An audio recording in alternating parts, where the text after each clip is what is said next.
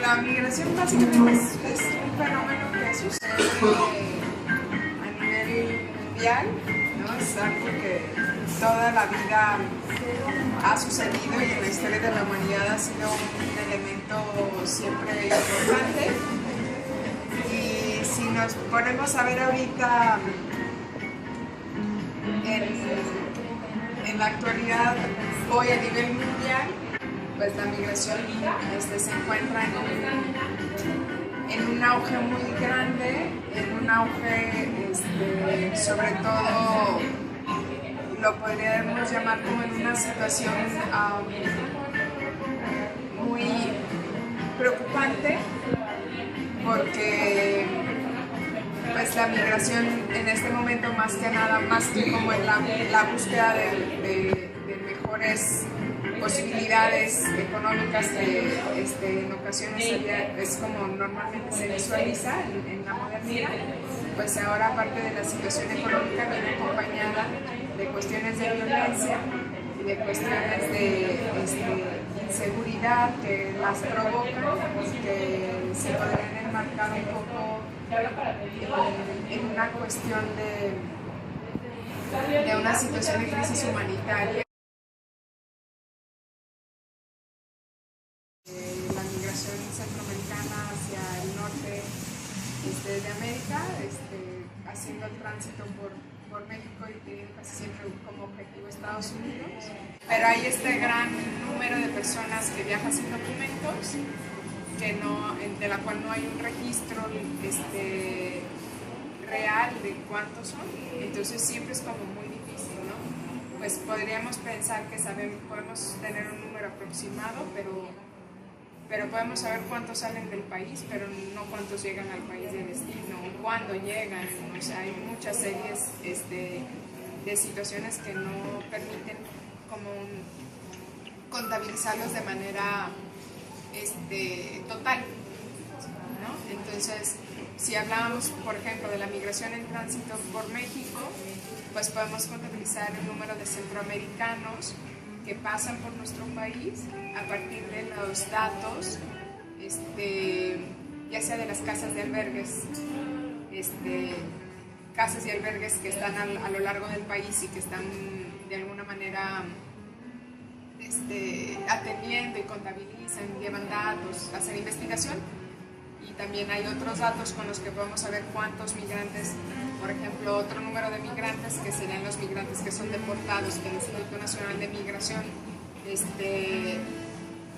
regresa a los países de origen, pero nunca vamos a saber el número real porque hay otra serie de personas que no son contabilizadas porque nunca estuvieron en un albergue o porque nunca los agarró migración, entonces pasaron invisibles por nuestro país o se quedaron invisibles en nuestro país, ¿no? Ya sea porque decidieron vivir o ya sea porque se accidentaron y murieron o los secuestraron y nunca volvieron a aparecer, ¿no? Que son desaparecidos.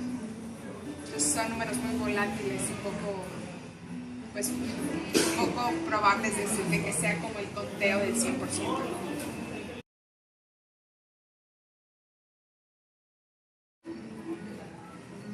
Creo que no es fácil porque la situación económica de Estados Unidos tampoco está siendo fácil, entonces los trabajos no son tan abundantes como en otros momentos.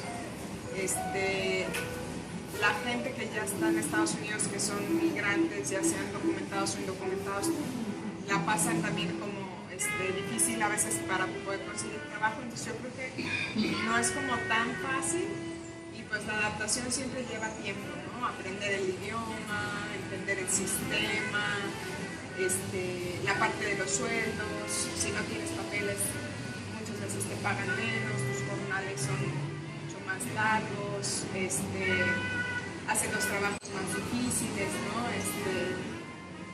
Ya sea en el campo, ya sea en la construcción o en los servicios. Entonces, pues todo tiene como una curva de aprendizaje, ¿no? Y la mayoría de la gente que migra también en estos tiempos, migran también con una red de apoyo, ¿no? vamos a hablar como por ejemplo los mexicanos y los centroamericanos, que ya tenemos una historia de migración, por ejemplo, a los Estados Unidos, pues ya tenemos como una ruta trazada, ¿no? Los de Jalisco se van a California, se van a Chicago, se van a Michigan, no sé, los de Puebla se van a Nueva York, a Nueva Jersey, los salvadoreños se van también como a Nueva York, los dominicanos también, los puertorriqueños también, o sea, ya las comunidades van haciendo una red de apoyo, que también eso hace que la adaptación sea más fácil. ¿Por qué? Porque llegas con un primo, con un amigo, con el hermano de no sé quién, que te va a echar la mano, que a lo mejor ya te tiene un trabajo. Entonces eso también ha hecho que se acelere este proceso de adaptación de los que migran a Estados Unidos o a otros países, ¿no? Pero al final siempre depende de tu red de apoyo y depende de la posibilidad económica.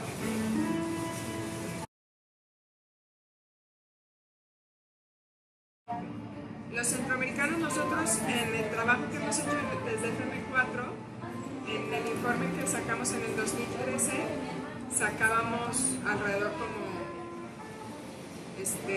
de 5 o 6 causas principales, ¿no? La primera es como la pobreza. Más de 8 millones de personas en Centroamérica viven debajo del nivel de pobreza. Esto es que sobreviven con $1.25 al día. Entonces, si nosotros los mexicanos tenemos un salario mínimo de 71 pesos, pues ahora imagínate un salario de $1.25, que son 20 pesos, ¿no? Pues no es nada, ¿no? La violencia y la inseguridad es otro de los factores. Hay lugares en Centroamérica que están cooptados por el crimen organizado, que están cooptados por las maras, ¿no? Que son estas pandillas que se han convertido en una red de delincuencia como muy fuerte.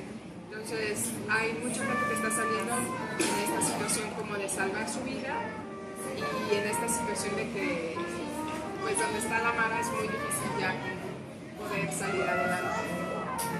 Entonces deciden mejor salirse del país, sobre todo jóvenes a los cuales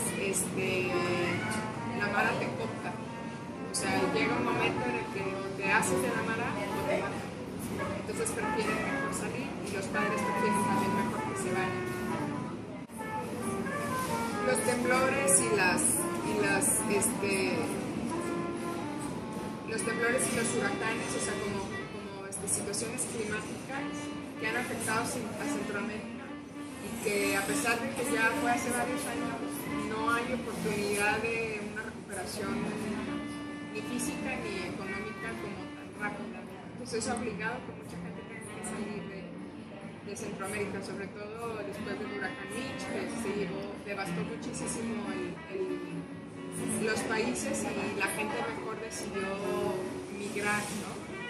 Entonces, ese es otro de los factores como importantes y yo creo que uno también de los muy importantes es la parte de la reunificación familiar. O sea, antes del 2001, antes de que fueran lo de las Torres Gemelas, en tanto México como Centroamérica, los migrantes, aunque no tuvieran papeles, tenían una movilidad mucho más fácil. Venían una vez al año, venían a las fiestas del pueblo, por ejemplo, los mexicanos, los de Centroamérica también viajaban a sus países y luego se volvían a regresar. Aunque era un viaje costoso, no era un viaje tan peligroso. Ahora, cuando viene el 2001, Estados Unidos militariza sus fronteras, de alguna manera a la migración la convierte como en una situación de peligro para ellos, o sea, los migrantes se convierten en peligrosos para Estados Unidos. Entonces eso hace que las fronteras sean más duras, que sea mucho más difícil pasar de manera indocumentada, sube muchísimo los precios que hay que pagarles a los polleros para que te crucen y te tienen ahora que cruzar por lugares más difíciles y más peligrosos, ¿no?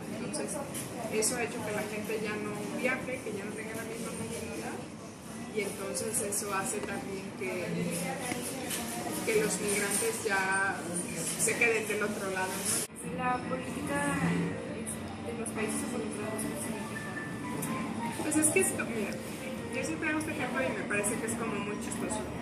México, Estados Unidos y Canadá tienen un tratado que es el Tratado de Libre Comercio, que lo que hace es en esta época de la globalización, en donde las comunicaciones y la movilidad es mucho más sencilla, ¿no? Pero la situación de la movilidad de las personas es muy difícil, ¿no? Porque si yo soy nicaragüense y quiero venir a México, a mí el gobierno mexicano, para yo sacar mi visa, porque me pide una visa, tengo que tener casi los mismos requisitos que si un mexicano va a Estados Unidos, ¿no? O sea, tienes que tener casa, banco, estudios, perro, gato, carro, o sea, te piden un montón de cosas para sacar una visa americana. México pide lo mismo para países de Centroamérica sobre todo. Entonces la movilidad de las personas es muy difícil, las necesidades económicas y sociales son muy apremiantes, entonces por eso las personas salen de manera indocumentada, o sea, sin importar si tienen o no, y se arriesgan a pasar no solamente